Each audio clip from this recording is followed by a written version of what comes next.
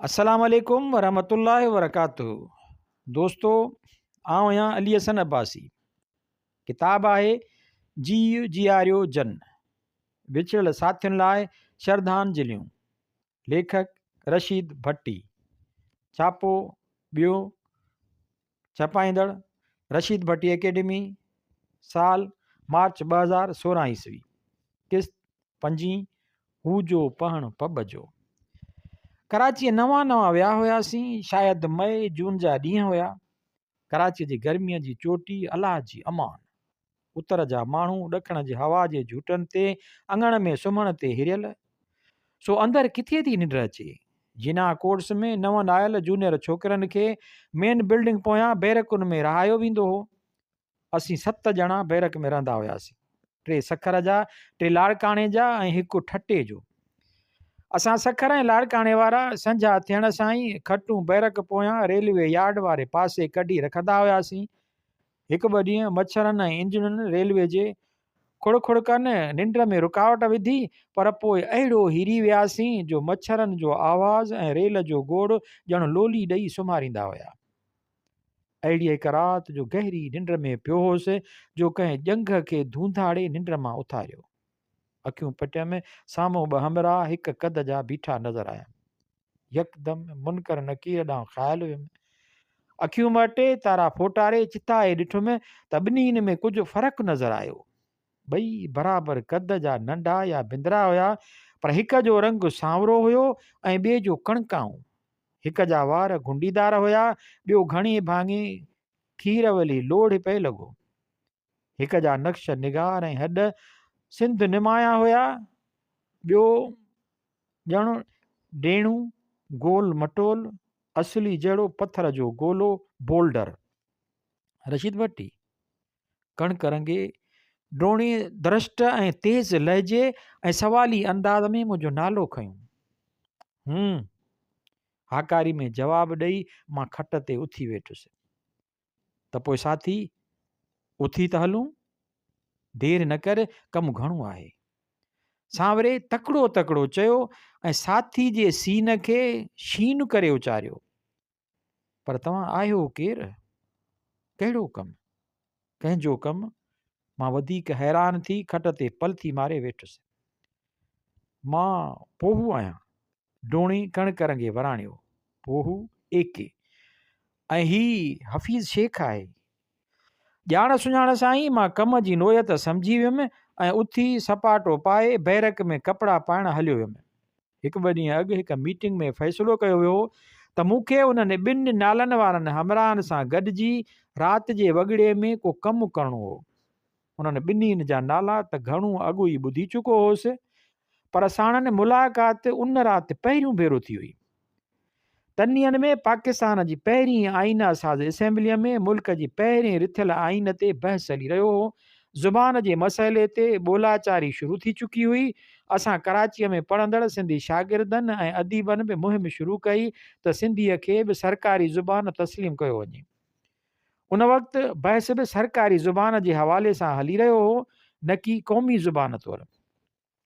उन ॾस में पंफलेट्स, हैंडबिल्स ऐं अख़बारी प्रचार सां गॾोगॾु भितियुनि ते चाकिंग जो प्रोग्राम बि ठाहियो वियो। उन्हनि ॾींहंनि जे कराचीअ जे सिटी वारे इलाइक़े में उहो कमु असां 3 ॼणनि खे करिणो हो। असां 3 ॿाहिरि निकितासीं। बैरकुनि जे अॻियां हिननि जी साइकिल बीठी हुई। कम खे आसान बणाइण लाइ हिननि सिंधी ऐं अंग्रेज़ीअ में टीन जा स्टेंसिल कटाया हुया। सिंधीअ खे सरकारी ज़ुबान तस्लीम करे state language declare Sindhi. Hafeez cycle ते हलाई। पोइ अॻियां डंडे ते रंग जो दॿो ऐं बुर्श झले वेठो ऐं मां पोयां कैरियर ते स्टेंसिल्स झले वेठुसि। अहिड़ी रीति असां 3 रातियूं कराचीअ जा रोड ऐं घिटियूं घुमंदा रहियासीं।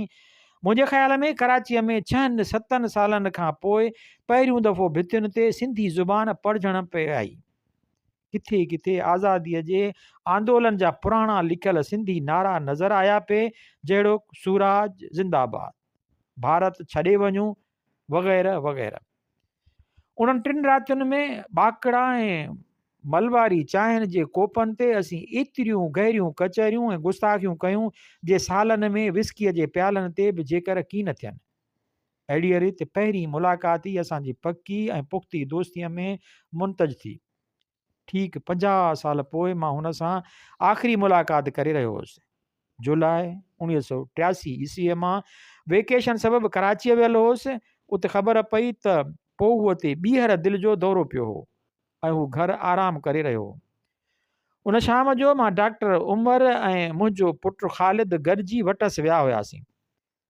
असांजी पुॼंदे ई हिन रिवायती ऐं दस्तूरी अंदाज़ में सियासी सूरत हाल ऐं दोस्तनि यारनि जे किरदार ते जोश ख़रोश सां ॻाल्हाइण ऐं बहस करणु शुरू कयो। असां खेसि उन खां रोकियो ऐं तबियत पुछी। अहिड़ीअ रीति डॉक्टर जोशीले ऐं जज़्बाती मौज़ूअ खां टारे खेसि संदसि मर्ज़ जे मौज़ूअ ते वठी आयो ऐं एहतियाती उपाउ वग़ैरह सम्झाइणु लॻो।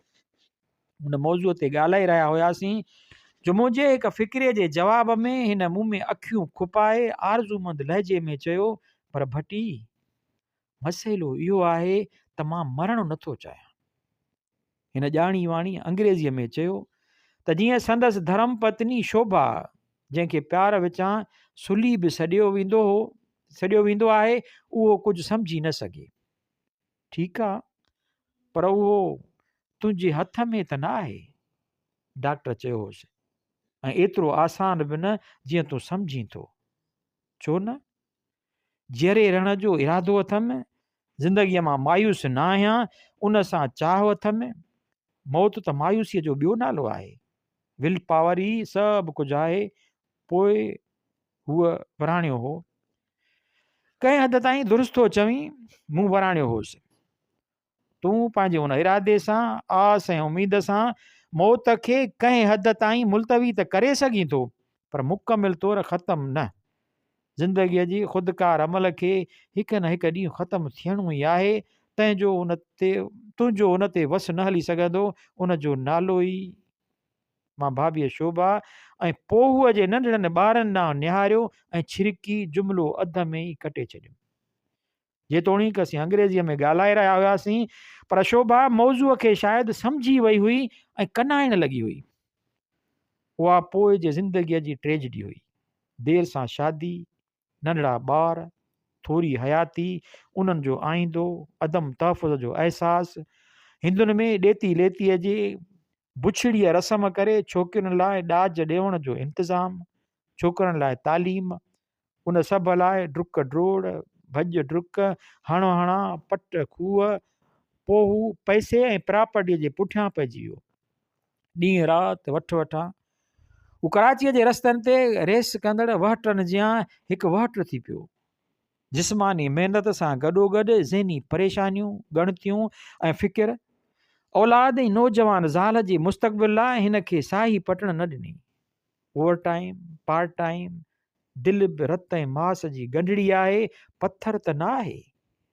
हबिकी रुकी खेसि चिता ॾिनाई, पर हिन जो पोहू हो, पब जो पहण हो, ज़िद जो पको हो। उन ख़तरे जी घिंटीअ खां थोरो ख़ाइफ़ थी साही पटे वरी साॻीअ रफ़्तार सां हलणु शुरू कयो।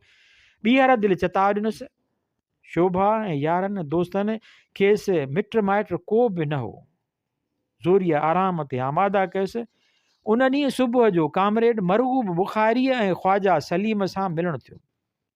जन हुन ॿिए दौरे जी ख़बर कई, मां उन शाम जो साणसि मिलणु वियुमि। जा मुलाक़ात असांजी आख़िरी मुलाक़ात थी।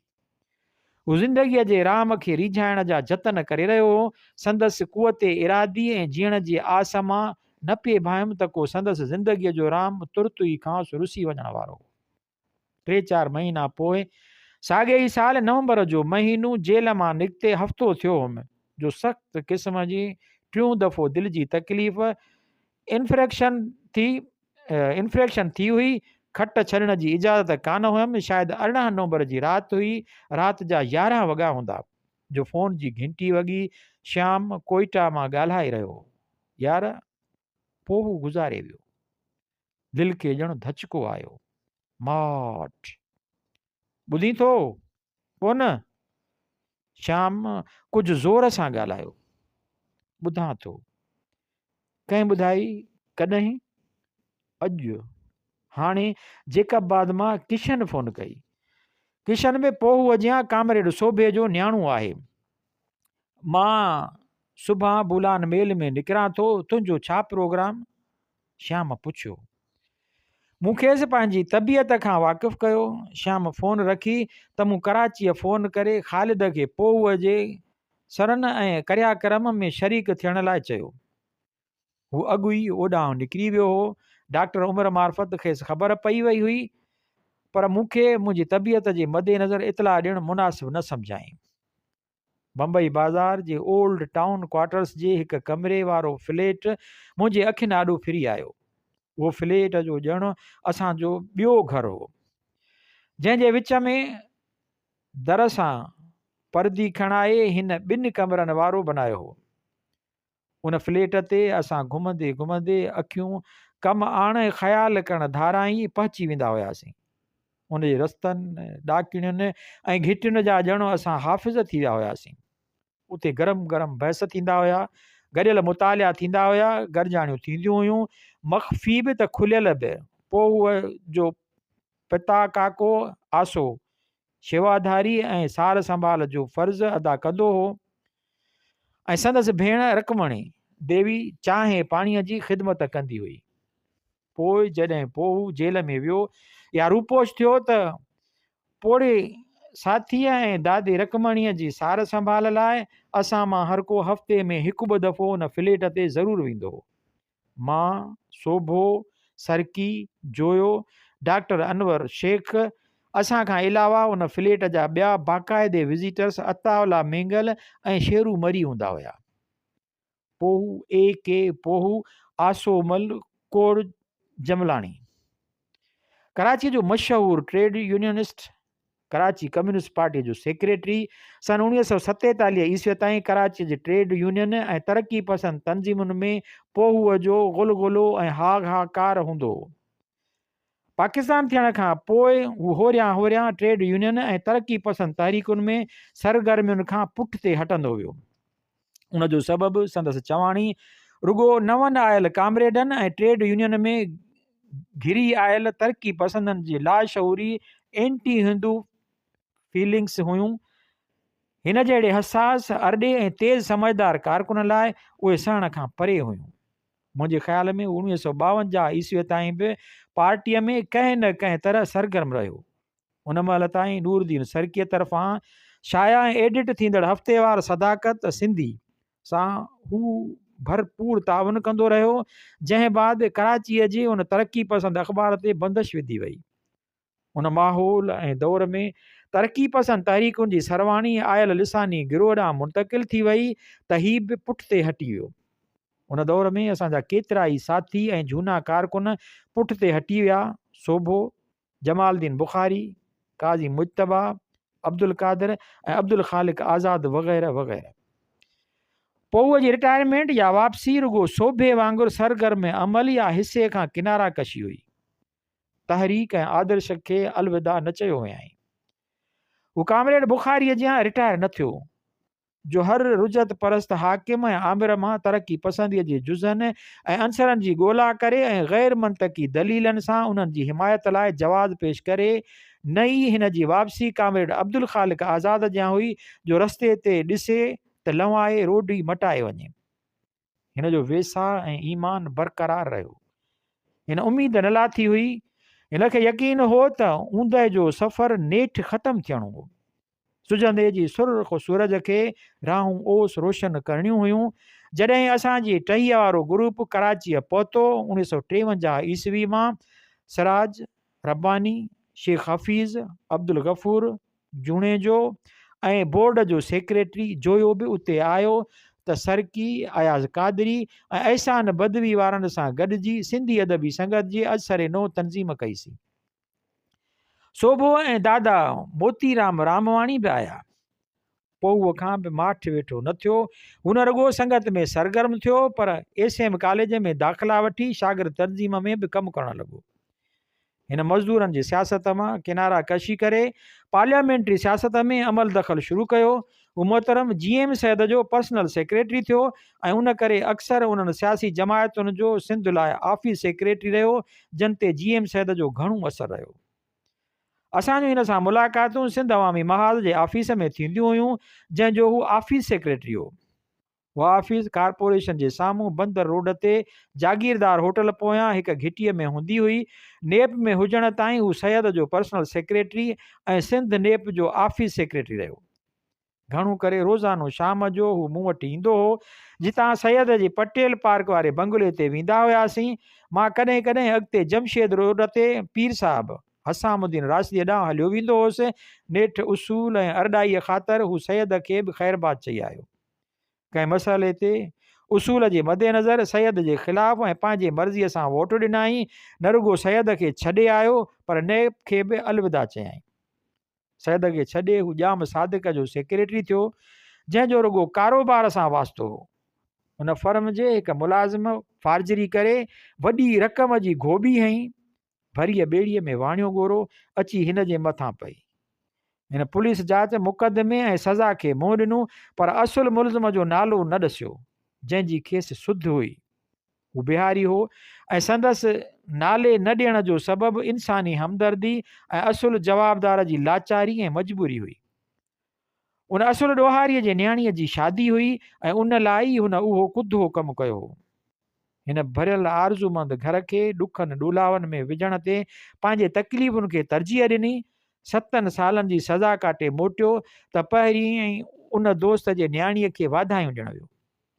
जेल हिन लाइ नओं न हो। सेफ्टी एक्ट हेठि हू अॻु बि कई भेरा उहो पार भेटे आयो हो। काफ़ी वक़्तु अंडरग्राउंड बि रहियो। सो जेल मां निकितो त ॼणो काल्ह वियो ऐं अॼु आयो। पोइ हू जेतिरो ई अंदर जो सबाजो ऐं नरम दिलि हमदर्द ऐं हॾॾोखी हो, ओतिरो ई ॿाहिरां कावड़ियल दुरुष्ट कठोर ऐं सख़्तु हो। ज़िद्दी ऐं निठर बि हिकु ई हो। असुल नहनि खे नव कोट। असुल नह खे नव कोट, कावड़ियल ऐं अरडो बि हिकु ई। असुल टहनि खे 9 कोट, कावड़ियल ऐं अरडो बि हिकु ई हो। कंहिंजी परवाह न कंदो, नवाबी नवाब खे मुंहं ते फ़काए ॾींदो। संगत में नंढे वॾे सीनियर ऐं जूनियर जो लिहाज़ न कंदो। सैयद जोए सोभे अयाज़ ऐं मेंगल खे बि इख़्तिलाफ़ राय जी हालत में मुंहं ते हणी ॾींदो, पर सभु कुझु उसूल ऐं आदर्श लाइ। उन में शख़्सियात या संदसि अंदरूनी ज़ाती कैफ़ियात खे को बि दख़ल न हूंदो। संदसि ज़िद, होड, इख़्तिलाफ़ ऐं अरडाई सभु उसूल ऐं आदर्श ख़ातिर ई हूंदा हुया। जेल मां निकितो त वरी बेरोज़गार अताउल्ला मेंगल जे तवसुत सां साइट में बलोचिस्तान जे हिकु पठाण जे चिप बोर्ड जे कारखाने में अकाउंटेंट जी जॉब मिली वियसि। उत बि उसूल ऐं ज़िंदगीअ जा आदर्श न छॾियाई। संदसि ईमानदारी, ख़ुलूस, कम में लगन ऐं साफ़ गोईअ खेसि मालिकनि वटि मक़बूल बणायो, ऐं हू संदसि हर कड़ी कोड़ी ॻाल्हि में खेसि बर्दाश्त कंदा रहिया, मरण घड़ीअ ताईं। पोइ हू जेतिरो ॿाहिरि जो पको, कठोर ऐं सख़्तु हो, ओतिरो ई अंदर जो कौरो ऐं नरम। ॿाहिरि ॼण पहण पब जो ऐं लोह जो लिंग, त अंदरि ॼण मेण ऐं मखण जो चाणो। जहिड़ुसि ज़ाहिर में सख़्तु ऐं यज़दई मुहेल ताईं ॿियो को न ॾिठो। कंहिं बि मसलियत ऐं मौक़े महल जी नज़ाकत खां नाआशना, कंहिं सां उसूली इख़्तिलाफ़ थियुसि, को राह तां भटकी वियो त छाजी यारी, छाजी दोस्ती। घर घुरण खीकर करे विहण जी सलाह करण त परे रहियो, उते दर बि न खोलींदुसि। उतां ई अहिड़ो जवाबु ॾींदुसि लज़ीज़ गारियुनि सां, जो हमरा कन चिॿा करे लुढ़ियल दिलि सां पुठिते पेर कंदो। पर तुर्त ई उन दुरुष्ट रवैये ऐं कठोर कए ते पशेमानी थींदसि। ॿिए दफ़े किथे उहो दोस्त यार गॾिजी वियुसि त माफ़ी वठणु, दिलि रंजाइण जी में देरि न कंदुसि, पर उन माफ़ीअ जे अंदर में बि संदसि सुभाउ जो सरस दख़ल हूंदो। तो मुंहिंजी दिलि रंजाई, पर मोट में मूंखे तुंहिंजी दिलि रंजाइण जो हक़ु न हो। माफ़ कजांइ, उमेद त वरी अहिड़ो मौक़ो न ॾींदे। पोइ काफ़ी वक़्तु अहिड़े दोस्त ऐं हमसफ़र जे छिॼी धार वञण ते अंदरि ई अंदरि पियो ॻोड़ा ॻाड़ींदो। मरण खां 7-8 साल अॻु वटसि वेठो हुउसि। यारनि जो ज़िक्र कंदे हिकु वेझे दोस्त शाइर जो ज़िक्र निकितो जो सिंध में सियासी शोहरत बि माणे चुको हो। उहो यार संदसि टेका टपणीअ जो निशानो बणियो। मूं संदसि बचाव में कुझु पुछियो त बताल खाई रड़ कयाई, पक बंदि कर, वञी यार खे चओ त किरिफ्टी खाइणु बंदि करे। जे कयो नथो पुॼेसि त सोभे वांगुरु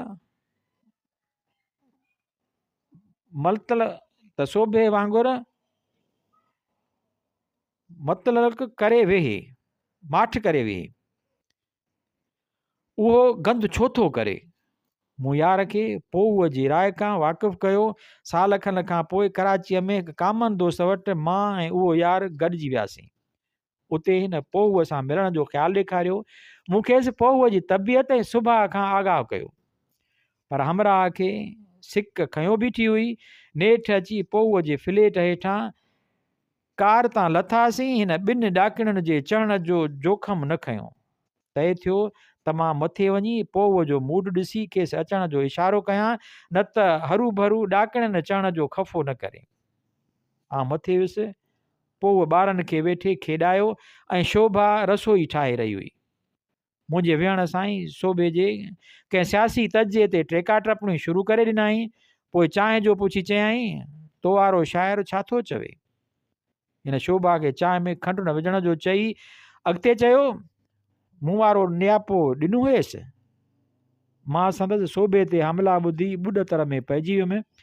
नेठि फ़ैसिलो कंदे चयमि, मूं वारो यार आयो आहे, तोसां मिलण जी ॾाढी सिक अथसि।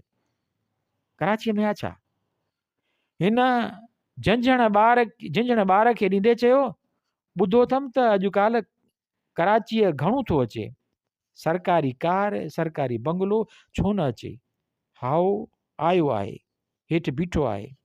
मूं नेठि चई ॾिनो ऐं रदे अमल लाइ संदसि मुंहं में तकण लॻुसि। चङो थियो जो मथे न वठी आयसि। पोइ उहो पलंग तां उथंदे चयो, न त खेसि बि ईअं ख़राबु करे कढां जीअं सुबुह सोभे खे कढियो अथमि। पुछ सुलीअ खां। कीअं सुली? पोइ हू उथी गैलरीअ में आयो। हेठि बीठल दोस्त ॾे ॾिसी खेसि सॾु कयाई। हिन मुर्की मथे निहारियो ऐं चयो, अड़े पोइ अञा कावड़ थी छा? कावड़ जो सवाल न आहे। पोइ वराणियुसि, what is common in between you and मी?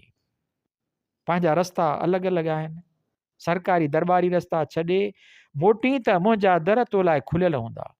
तेसी ताईं गुड बाय ऐं गुड लक।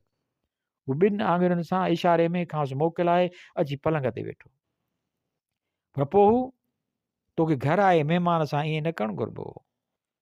मूं चांहि जो कोप पूरो कंदे चयो, उहो पंहिंजो सिंधी रवादारीअ जे ख़िलाफ़ु आहे। उहे जागीरी क़दुरु आहिनि। मां उन्हनि फ्यूडल वैल्यूज़ खे मुटां बि न। मुनाफ़िकी मूं में न आहे। जे वणंदो त जीअं में जायूं पाईंदो, न वणंदो त चांठ बि न टपंदो। पर साॻे ॾींहुं शाम जो अचरज में पइजी वियुमि जॾहिं पोइ यार वटि होटल जे कमरे में घिरी आयो। तोखे शाइर ऐं रफ़ीक जी हैसियत में उहो सभु कुझु चवण जो मूंखे हक़ु हो ऐं आहे, पर पोइ सोचियुमि त बहैसियत इंसान तुंहिंजी दिलि रंजाइण मूंखे न जुगाइबी हुई। उन लाइ मुआफ़ी वठणु आयो आहियां।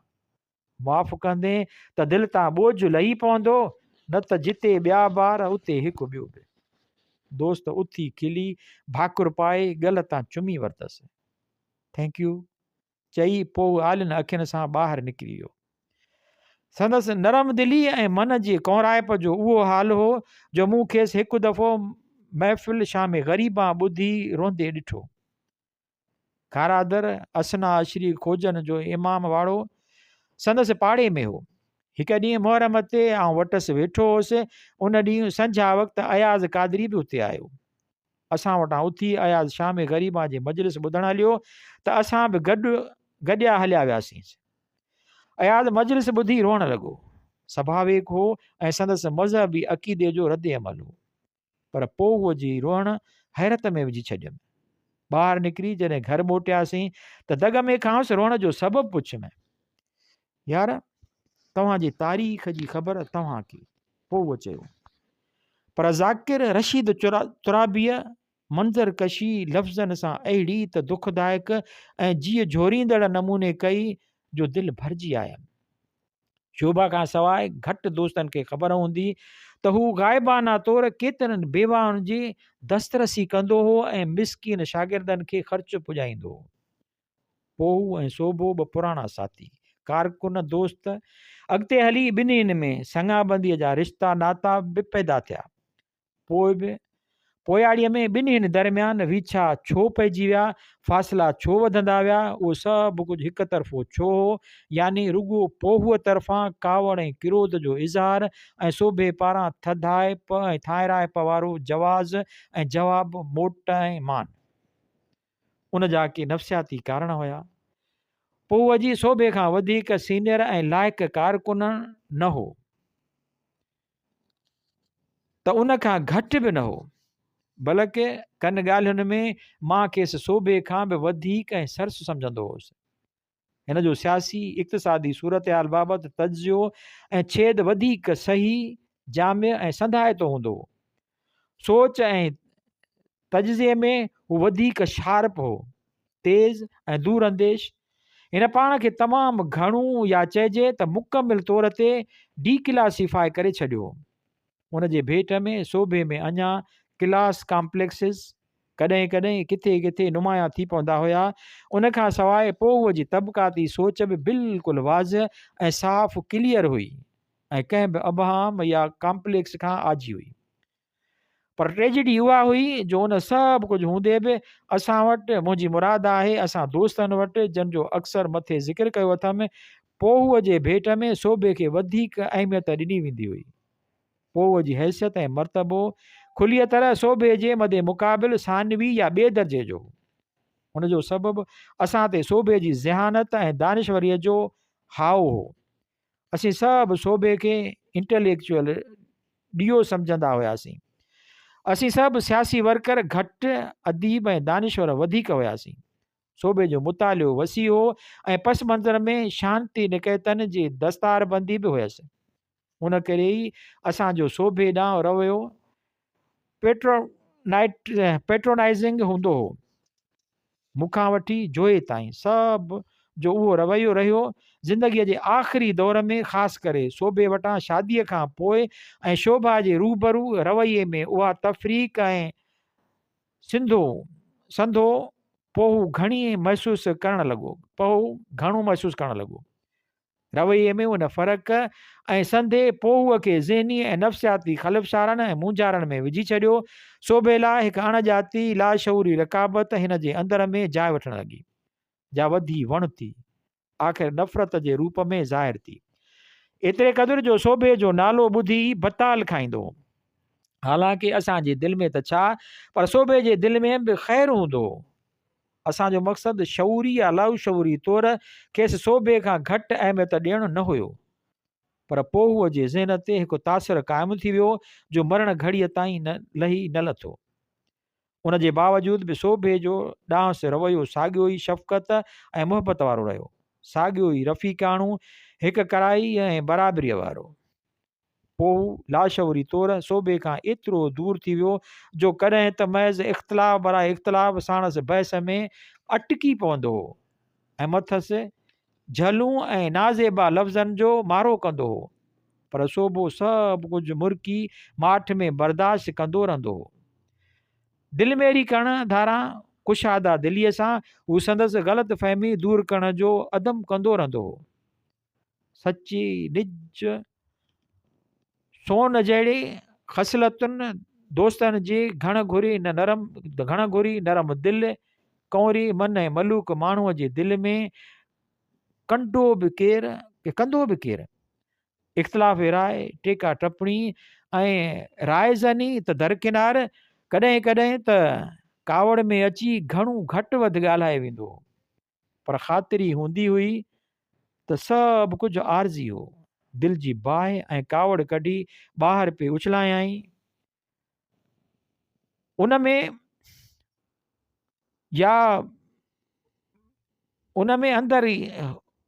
में मंदो या मेरी न पे रखियई। हू दिलि में विरोध या वेर रखंदो बि की न हो। कीनू ऐं क्रोध अंदर में न थिए साढ़ियाई।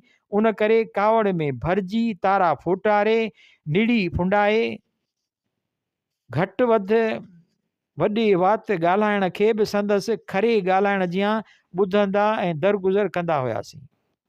बिंदरो कणिक रंगो गोल मटोल चहिरो, अॻियां पेशानीअ खां मथे गंज जांठो, हॾ काठ सघारो, सदाईं चुस्त फुर्त ऐं अलर्ट पोइ, जंहिंखे रबानी संदसि उन कद काठ सबबि जनरल ग्याप वियतनामी फ़ौज जो कमांडर छॾींदो हो।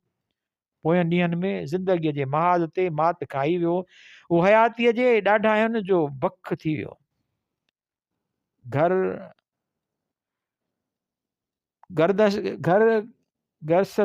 गृहस्थीअ जे चकर में फासी इनकलाबी पोहू घरेतड़ो थी पियो।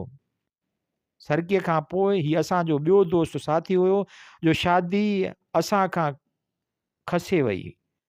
हू ज़िंदगीअ जे राम खे रिझाईंदो, पर ज़िंदगीअ जो राम खेसि राटो ॾेई वियो।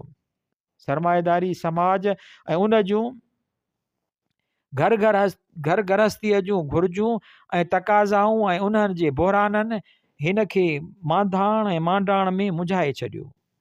सरमाएदारी समाज जी लाज़मी हालतुनि अदम तहफ़ुज़ ग़ैर यकीनी आईंदो ज़रूरियात ज़िंदगी ऐं सहूलियतुनि जे फ़ुक़दान हिन खे लगातार कमु करण ते मजबूर कयो। हसास जज़्बाती ज़िंदगीअ जी मोट ऐं मथां मुसलसल डुक भॼां जाखोड़ पहण जहिड़ी पोह खे बि पिघारे विधो। लोह वारनि लिङनि जी फौलादी दिलि बि ठाब खाधो ऐं थिड़ी हिन पंहिंजूं ज़िम्मेवारियूं निभायूं, पर दिलि साणसि दगा करे वई। हसास ईमानदार सचे माण्हूअ लाइ हिन समाज वटि ॿियो आहे ई छा? सरमाएदारी ऐं जागीरदारी समाज केतिरो न ख़ुदगर्ज़, मतलबी, मफ़ाद परस्त, कठोर ऐं सितमगर आहे। उन जो सबूत उहो आहे जो उहो पोहूअ जहिड़नि अहिड़नि केतिरनि ई इंसाननि खे गिरकाए वियो आहे, जे खेसि ललकारीनि था या संदसि रुख जी राह में अचनि था। पोहू वाॻूअ खे न मारे सघियो, पर वाॻूअ खेसि गिड़काए वियो। हिन ज़िंदगीअ जो राह रिझाइण लाइ पंहिंजनि ॿारनि जी ज़िंदगी अमली सियासत ऐं सरगर्मियुनि तां हथु खयूं। ज़िंदगीअ जे तक़ाज़ाउनि सां मसलियत कई, पर पंहिंजे उसूलनि ऐं आदर्शनि जी क़ीमत ते न। उहा ई संदसि ग़लती हुई। ॿिनि ॿेड़ियुनि में सफ़र करणु हिन लाइ त छा कंहिं लाइ बि मुमकिन न आहे। हिन सच ऐं आदर्श जी ॿेड़ी बि न छॾी ऐं समाजी ॿंधणनि में हालतुनि सां साज़बाज़ जी कश्ती ते बि लांग रखी। उन हिन जे अंदर में सवी घोटाला ऐं तज़ाद पैदा कया। उन्हनि जी कशमकश नेठि संदसि सिर खयूं। पबा जो पहण भोरा भोरा थी पियो, लोह जो गत रञी निमी झुरी पियो।